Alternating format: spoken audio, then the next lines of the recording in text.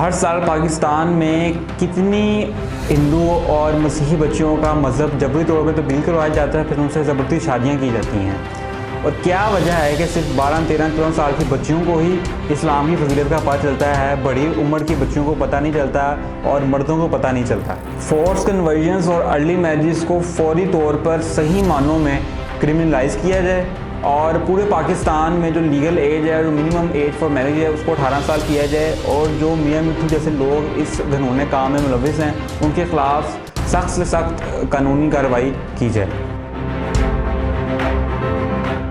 अस्सलाम वालेकुम, the weekly show में आप सबको खुशामदीद। नाज़रीन, पाकिस्तान जब बना तब यहाँ पे रिलीजियस माइनॉरिटीज़ की जो तादाद थी वो पूरी पॉपुलेशन की तकरीबन 20 से 23% थी। इसमें ईस्ट पाकिस्तान की पॉपुलेशन भी शामिल थी और ड्रास्टिकली इसमें इतनी कमी आई कि आज जो पाकिस्तान है इसमें माइनॉरिटीज़ की तादाद सिर्फ़ और सिर्फ 3% रह गई है, अराउंड 3%। तो कभी हमने सोचा है कि क्या वजह थी जिसकी वजह से ये तादाद जो है वो ग्रेजुअली आहिस्ता आहिस्ता इतनी कम हो गई है? तो इसकी वजह एक ही है और वो ये है कि जो हमने पिछले 73 सालों में मेजॉरिटी ने उनके साथ सलूक किया है, उसकी वजह से उनकी मेजॉरिटी ने यहाँ से माइग्रेट करना पसंद किया है। कुछ लोग इंडिया चले गए, कुछ लोग बाकी यूरोपियन कंट्रीज चले गए और अब पाकिस्तान में सिर्फ और सिर्फ 3-3.5% जो हैं वो रिलीजियस माइनॉरिटीज़ रह गई हैं। वैसे तो नेशनल लेवल पे, स्टेट लेवल पे, सोसाइटल लेवल पे हर तरह से उनको डिस्क्रिमिनेट किया जाता है और ऐसा उनका बर्ताव किया जाता है जैसे वो कोई सेकंड क्लास सिटीजन्स हैं। लेकिन एक ऐसा जुल्म है जो उनके साथ किया जा रहा है, पिछले काफ़ी दहाइयों से किया जा रहा है, लेकिन उस पर ना तो कोई इतनी आवाज़ उठती है ना ही उसका हल है। वो है फोर्स कन्वर्जन्स,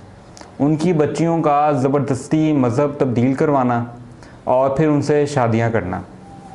तो आज हम इसके ऊपर बात करेंगे कि फोर्स कन्वर्जन्स जो है वो कैसे छोटी जो बच्ची हैं जिनका ताल्लुक़ या तो हिंदू बरादरी से या तो क्रिश्चियन बरादरी से है, उनके जो फंडामेंटल राइट्स हैं वो किस तरह वायलेट हो रहे हैं और इस्लाम इस बारे में क्या कहता है, अर्ली मैरिज के हवाले से क्या कहता है और इस मसले को कैसे हल किया जा सकता है। नाज़रीन, ABC न्यूज़ एक इंटरनेशनल न्यूज़ आउटलेट है। इसमें एक रिपोर्ट शाया हुई कुछ अरसा कबल जिसमें ये बताया गया कि पाकिस्तान के जो ह्यूमन राइट्स ग्रुप्स हैं जो इस इशू पे ऊपर काम कर रहे हैं, उनका ये मानना है कि हर साल कम से कम 1000 लड़कियां जो हैं वो उनको पहले जबरी तौर पे अगवा किया जाता है और फिर उनका मज़हब तब्दील करके उनसे शादियाँ की जाती हैं। और इन बच्चियों में जो मेजॉरिटी हैं वो अंडर एज बच्चियाँ होती हैं, यानी कि 90% से ज़्यादा जो बच्चियाँ हैं जो उनको पहले उठाया जाता है फिर उनसे शादियाँ की जाती हैं वो अंडर एज हैं और उनमें भी जो मेजॉरिटी है वो सिर्फ़ और सिर्फ 12, 13, 14 साल की बच्ची हैं। अब जब जो लोग इसमें मुलविस हैं उनसे जब सवाल किया जाता है तो वो ये कहते हैं जी कि इन्होंने तो अपनी मर्ज़ी से मज़हब तब्दील किया है, हमने कोई इसको जबरी तौर पर मज़हब तब्दील नहीं करवाया इनका।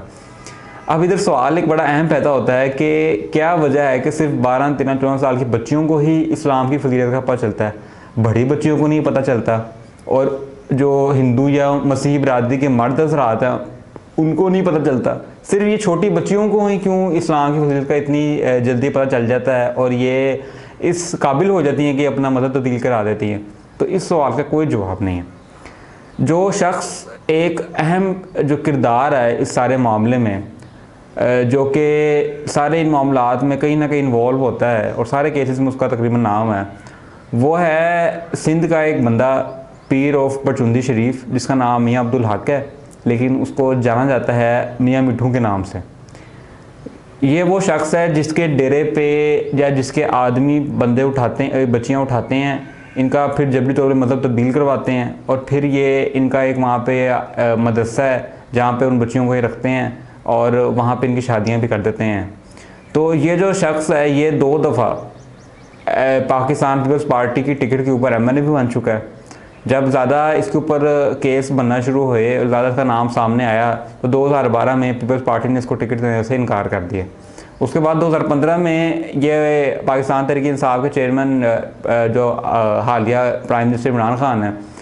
उनके साथ मिला और उस टाइम ये रूमर्स फैले कि ये पाकिस्तान तहरीक इंसाफ पे इसने शिरकत कर ली है। तो इतना बैकलैश आया पाकिस्तान तहरीक इंसाफ को कि उन्होंने इससे अपनी अलहदगी इख्तियार कर ली। तो ये इसका थोड़ा सियासी इसकी वाबस्तगी का हमने आपको बताया। आगे इस इशू पे बात करते हैं और ये जानने की कोशिश करते हैं कि इस्लाम जो है वो अर्ली मैरिजेस के हवाले से क्या तालीमात देता है। सबसे ज़्यादा अफसोसनाक बात यह है कि ये जो अर्ली मैरिजेस हैं जो कि फोर्स कन्वेंस के बाद की जाती हैं, इनको इस्लाम के नाम पर डिफेंड किया जाता है। और इस हवाले से एक हदीस जो है वो सामने लेके आई जाती है जिसमें ये बयान हुआ कि जब नबी करीम सल्लल्लाहु अलैहि वसल्लम ने हज़रत आयशा रज़ियल्लाहु अन्हा से शादी की तो उनकी उम्र सिर्फ और सिर्फ 9 साल थी। तो पहले तो मैं आपको बताऊं कि जो हदीस है ये नबी करीम सल्लल्लाहु अलैहि वसल्लम की वफ़ात के 300 साल बाद जो है वो रिपोर्ट हुई थी, हदीसी किताबों में आई थी। दूसरी बात यह है कि ये इस हदीस के ऊपर सारे इस्लामिक स्कूल ऑफ थॉट मुत्तफिक नहीं है बिल्कुल भी। स्पेशली जो शिया स्कूल ऑफ थॉट है, जो इमाम शाफी के मानने वाले हैं वो, और उसके अलावा कुछ इस्लामिक स्कॉलर्स भी हैं जो कि बाकी स्कूल ऑफ थॉट के हैं, जिसमें एक बड़ा जो अहम नाम है वो जवेद अहमद कामती साहब का है। उनका ये मानना है, इन सब लोगों का ये मानना है कि ये हदीस सही तरीके से रिपोर्ट नहीं की गई और हज़रत आयशा रज़ियल्लाहु अन्हा की जो उम्र थी जब उनका निकाह हुआ नबी करीम सल्लल्लाहु अलैहि वसल्लम के साथ वो 18 या 19 साल थी, और जब रुखसती हुई तब उनकी उम्र 20 या 21 साल थी। तो अव्वल तो ये बात। दूसरी बात ये है, अगर हम सपोज़ करें कि उनकी नबी करीम सल्लल्लाहु अलैहि वसल्लम से शादी की, उनके फ़ौरन बालिग होने के बाद भी शादी कर ली, तो फिर भी इसका ये मतलब कहीं भी नहीं आया कि इस्लाम में रिकमेंड किया गया है कि आप जो है फ़ौरी तौर पे अगर कोई लड़की बालिग होती है तो उसे शादी कर लें। अगर यही क्राइटेरिया है रिकमेंडेशन का, तो फिर तो जो बेवा खातून है या जो तलाकशुदा खातून है उनसे शादी करना ज़्यादा जो है वो सवाब का काम है, या ज़्यादा उसको रिकमेंड करना चाहिए। क्योंकि नबी करीम सल्लल्लाहु अलैहि वसल्लम की जितनी भी बीवियाँ थी जो अज़वाज मुतहरात थी, हज़रत आयशा के अलावा सारी की सारी यानी कि जो 10 थी बाकी, वो या तो तलाकशुदा थी या बेवा थी। तो इसको कोई रिकमेंड नहीं करता, ना ही कोई इस्लामिक स्कॉलर इसको आके बयान करता है जी आप जो है हमेशा जो है वो जो बेवा खातून है या जो तलाकशुदा खातून है उनके साथ शादी कीजिए। अगर तो यही क्राइटेरिया तो फिर तो उनके साथ भी इसको रिकमेंड करना चाहिए, जो कि नहीं किया जाता। कुरान की बात कर ली जाए तो कुरान ने शादी को एक डिग्निफाइड और स्ट्रॉन्ग एग्रीमेंट कहा है। अब आप मुझे बताएं, क्या एक 12, 13, 14 साल की या 15, 16, 17 साल की जो लड़की होती है वो इसकी अहल होती है कि वो एक स्ट्रॉन्ग और डिग्निफाइड बॉन्ड को, एग्रीमेंट को समझ सके या उसको निभा सके? क्या वो इस लायक होती है कि उसको पता हो कि उसकी रिस्पॉन्सिबिलिटीज़ क्या हैं, उसके राइट्स क्या हैं? क्योंकि इस्लाम तो सिर्फ ये नहीं कहता कि जैसे ही कोई प्यूबर्ट हिट करे या कोई बालिग हो तो फ़ौरन आपकी शादी कर लें, बल्कि वो ये भी कहता है कि वो हर तरीके से मैच्योर भी होना चाहिए ताकि वो अपने राइट्स और रिस्पॉन्सिबिलिटी को समझ सके। जहाँ तक बालिग होने की बात है तो बालिग होने की कोई एक एज मुतय्यन नहीं है। मेडिकल साइंस के मुताबिक 9 से 15 साल के अंदर अंदर ये एज ब्रैकेट है जिसमें मेल फीमेल दोनों जो हैं वो बालिग होती हैं। और उसके अलावा जो बाकी चीज़ें हैं, जो उनकी सोशल अवेयरनेस है, पॉलिटिकल अवेयरनेस है, वो अलग है, वो इसके बाद इंसान को पता चलती है। तो इस हवाले से हर मुल्क आज़ाद है कि वो अपनी लीगल एज मुतय्यन करे अपने मुल्क की जो सोशो इकनॉमिक कंडीशन है उसके हिसाब से, जो मेडिकल कंडीशन के हिसाब से, और वो जो मिनिमम एज है वो शादी के लिए मुतय्यन करे, जो कि स्टैंडर्ड जो एज है वो 18 साल है। और हम भी समझते हैं हर मुल्क में यही 18 साल की एज होनी चाहिए, जो कि मिनिमम एज लिमिट होनी चाहिए शादी के लिए, और उससे पहले जो शादी है उसको लीगली उसकी कोई हैसियत नहीं होनी चाहिए। एक और जो बड़ी अहम चीज़ है, एक बड़ा अहम रुकन है शादी के हवाले से इस्लाम का, वो है कंसेंट यानी कि रज़ामंदी। दोनों लोगों का, मियाँ बीवी का, लड़का लड़की का शादी से पहले उसके ऊपर रज़ामंद होना बहुत लाजिम है। और ये जो फोर्स कन्वर्जेंस का मामला है इसमें तो कंसेंट का कोई लेना देना ही कोई नहीं है, किसी से पूछा ही नहीं जाता। स्पेशली जो जिस लड़की को पहले उसका जबरी तौर पर मज़हब तब्दील किया करवाया जाता है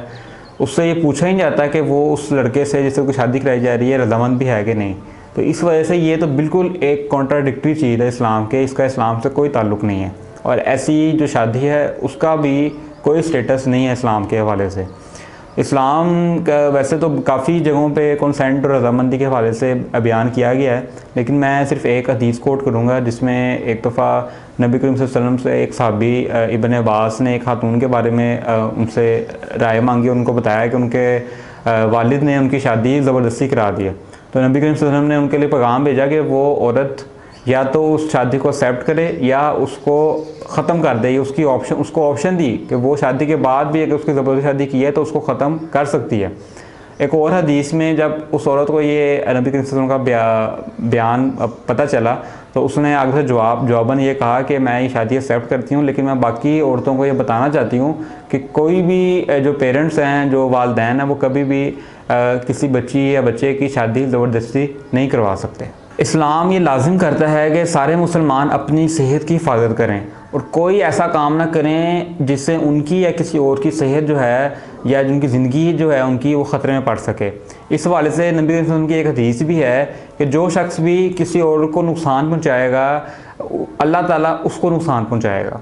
अगर फोर्स कन्वर्जन और अर्ली मैरिज के हवाले से बात की जाए तो इसमें जो एक चीज़ सामने आती है वो ये कि 18 साल से छोटी जो ख़वातीन हैं, जो बच्ची हैं, 15 साल की बच्चियां जो हैं, वो जब प्रेग्नेंट होती हैं तो उनकी ड्यूरिंग प्रेगनेंसी या ड्यूरिंग डिलीवरी जो मरने की रेशो है वो 5 टाइम्स ज़्यादा है उन ख़वातीन से या उन बच्चियों से जिनकी उम्र जो है वो 18 साल से ज़्यादा है। इस हवाले से WHO की रिपोर्ट भी सामने आई है जिसमें बताया गया कि पूरी दुनिया में हर साल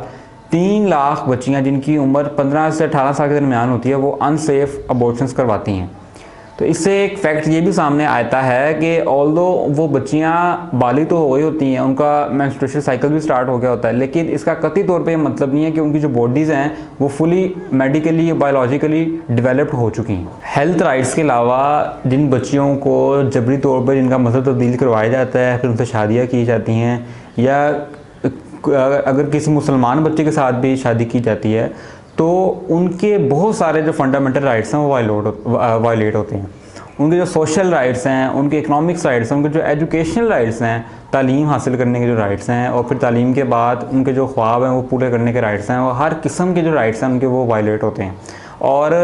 आज के दौर में अगर कोई बच्ची अगर आप उसको सोशली या इकनॉमिकली या एजुकेशनली एलिनेट कर रहे हैं, आइसोलेट कर रहे हैं, तो उसका मतलब है कि वो ये चीज़ अफोर्ड नहीं कर सकती है। उसका जो अफेक्ट है वो पूरी फैमिली को होता है और जब पूरी फैमिली को होता है तो उससे पूरे मुल्क को नुकसान होता है। तो ये इसके जो असरात हैं वो सिर्फ एक फैमिली या एक सोसाइटी तक महदूद नहीं है, इसके जो असरात हैं वो पूरी जो मुल्क है, पूरी स्टेट है, उसके ऊपर उसके नेगेटिव इफ़ेक्ट्स पड़ते हैं। आखिर में हम बस यही कहना चाहेंगे कि इस मसले का हल सिर्फ एक है कि फोर्स कन्वर्जन्स को और अर्ली मैरिज को फौरी तौर पे पूरे पाकिस्तान में क्रिमिनलाइज किया जाए और जो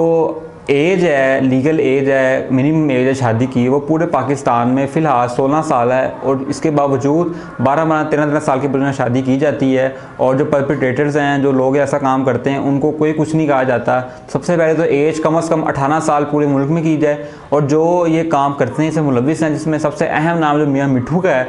उनके ख़िलाफ़ सख्त से सख्त कार्रवाई की जाए ताकि ये जो एक रविश है कि हम जो भी कर लेंगे हम